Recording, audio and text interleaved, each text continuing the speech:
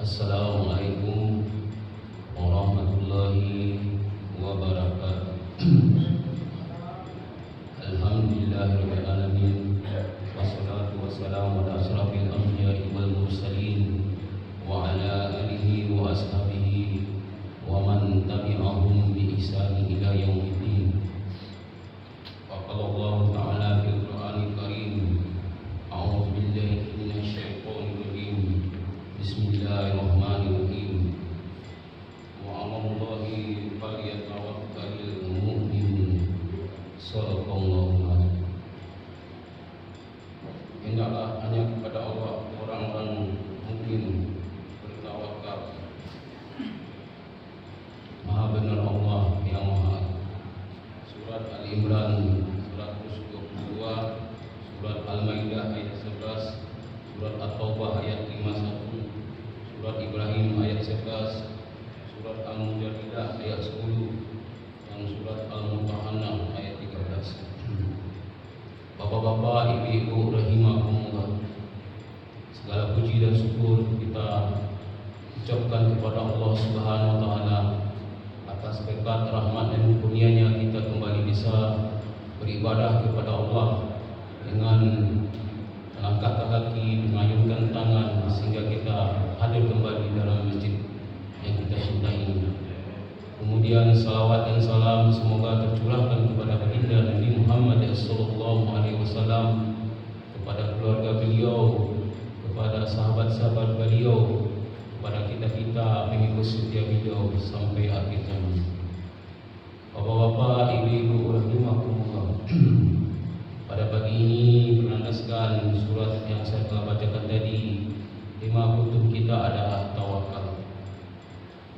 Bapak-bapak, ibu-ibu rahimakumullah, manusia adalah makhluk yang diciptakan oleh Allah, yang mempunyai kemampuan dan kepandaian dalam menjalankan kehidupan ini agar hidupnya lebih baik.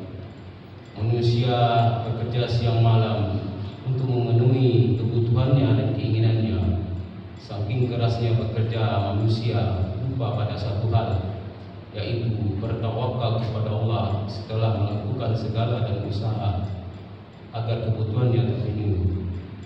Sebagai seorang muslim, kita harus memandang tawakal sebagai bagian daripada keyakinan dan akidah kita.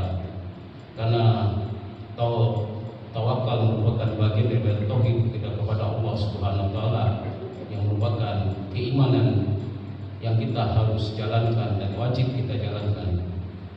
Karena tawakal itu berarti bahwa menyerahkan urusan kepada Allah Subhanahu wa taala dan mempunyai hati dan pikiran yang positif bahwasanya keputusan yang Allah berikan itu adalah yang terbaik, dan tidak lupa kita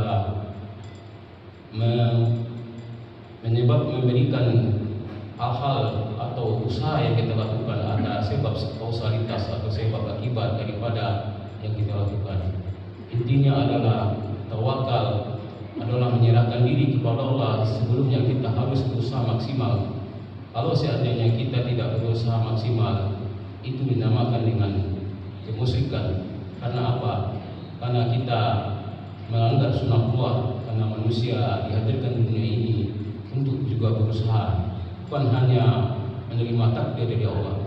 Tetapi kalau kita juga hanya mengandalkan kepada usaha tanpa mengandalkan kepada Allah Subhanahu wa taala, itu nama dengan kemusyrikan, yaitu kita menghilangkan bahwasanya ada Allah yang berkuasa di atas kita, yang tidak bisa kita hindari karena kita diciptakan untuk itu.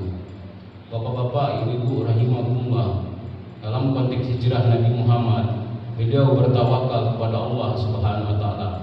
Ada beberapa langkah yang beliau lakukan. Yang pertama, beliau menunggu dulu perintah atau izin dari Allah untuk hijrah ke Madinah. Karena pada sebelumnya para sahabat-sahabat beliau terlebih dahulu, tapi Nabi Muhammad belum berhijrah karena belum mendapatkan izin dari Allah Subhanahu wa taala. Kemudian langkah-langkah yang beliau lakukan dalam berhijrah yaitu bertawakal. Dengan yang pertama, beliau menunjuk teman dalam perjalanan, dan terpilih adalah Abu Bakar. Karena Abu Bakar adalah sahabat setia beliau yang beliau yakini mendampingi beliau sampai pada saat hijrah. Yang kedua, beliau mempersiapkan segala perbekalan, makanan, semua minuman agar dalam perjalanan nanti tidak terkendala dengan perbekalan, sehingga Asma binti Abu Bakar membantu beliau dan bersama ayahnya membantu beliau dalam mempersiapkan perbekalan. Ketiga, beliau menunjuk jalan yang mengerti seluk-beluk jalan, karena jalan yang beliau tempuh itu berbeda dengan jalan kebiasaan menuju Madinah, karena beliau berputar dulu ke daerah Yaman, turun ke bawah dulu, baru menyusul ke laut, pikir pantai, kemudian baru sampai ke Madinah. Kenapa? Karena itu bagian dari tawakal beliau. Karena beliau baru menempuh jalur yang biasa, akan cepat orang musyrik mengetahui beliau, sehingga beliau melewati jalan-jalan tikus agar perjalanan itu mulus sampai kepada kota Madinah. Tetapi beliau tidak pernah menjalani itu karena beliau selama ini berdagang hanya menempuh jalur-jalur yang biasa.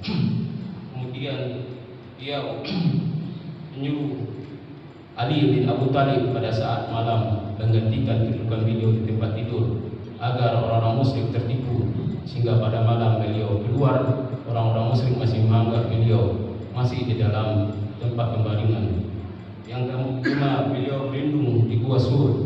Ini bagian daripada bahwasanya perjalanan beliau itu akan menempuh perjalanan jauh, sehingga beliau singgah dulu ke Gua Sur agar orang-orang musyrik tidak mengetahuinya. Akan tetapi orang-orang musyrik pun mencari beliau sampai kepada Gua Sur, sehingga Abu Bakar merasa cemas.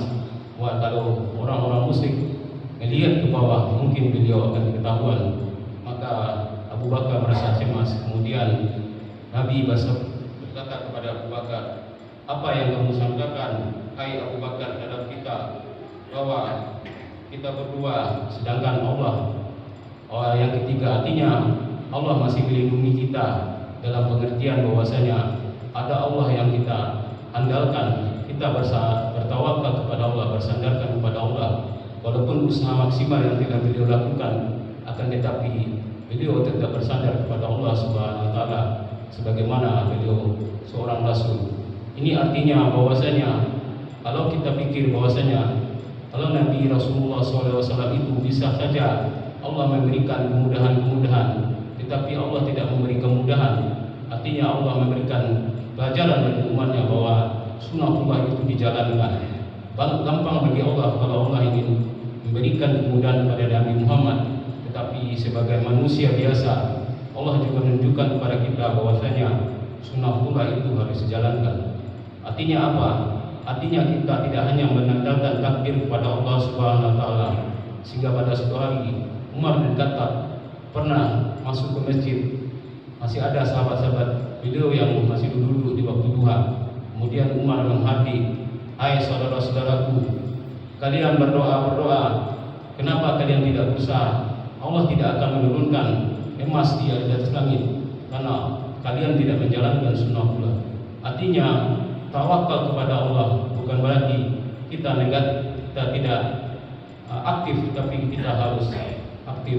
Kita berusaha dulu, kemudian baru Allah kita berikan kesadaran kepada Allah Subhanahu wa taala. Sebagaimana ayat yang telah disampaikan, Allah tidak akan merubah satu kaum kalau kaum itu tidak merubah nasibnya sendiri. Artinya usaha dari manusia lah itu Allah pandang. Kalau manusia sendiri tidak berusaha, mana mungkin Allah akan memberikan pertolongan, karena manusia itu ditakdirkan untuk hidup di dunia ini, bekerja. Tetapi jangan lupa bahwasanya Allah yang telah memberikan keputusan, sehingga apapun yang kita lakukan kita terlepas daripada Allah Subhanahu wa taala. Bapak-bapak, ibu-ibu rahimakumullah, kesimpulan yang pertama bahwasanya kita harus maksimal dulu dalam berusaha, kemudian baru kita sandarkan kepada Allah Subhanahu wa taala agar hidup kita tenang. Apapun yang kita lakukan, keputusannya kepada Allah, sehingga apapun yang kita kerjakan kita merasa menerima dengan baik, bahwasanya Allah lebih tahu kebutuhan kita, keinginan kita, dan yang terbaik untuk kita semua. Bapak-bapak, ibu-ibu rahimakumullah, mungkin itu saja yang dapat saya sampaikan pagi ini. Mohon maaf atas segala kekurangan. Terima kasih atas segala perhatian.